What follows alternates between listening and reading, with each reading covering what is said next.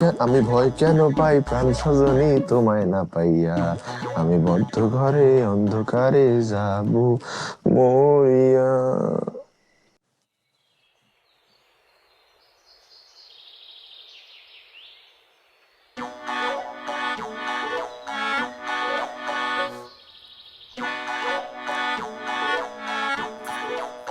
আমি এখানে কেন? কেন কব্বরে থাকার কথা ছিল? এখনো মরিস নাই। আমাদের মান ইজ্জত নষ্ট না করে তুই মরবিও না। এটা তুই কি করলি? কেন, কি হয়েছে? কি হয় না? তুই যে বিয়েতে রাজি না আমাগো একবারও কইছস? আরে বিয়ের দিন মানুষের সামনে মান ইজ্জত নষ্ট করার কি দরকার আছিল? কি করতেছ? আমি তো কিছু বুঝতেছি না। বিয়ের দিন জামাইয়ের হাতে তুইলা দেওয়ানোর সময় অজ্ঞান হয়ে গেলি।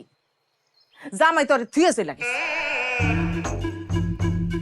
এখন যদি নিতে না আসে তখন আমরা কি করব?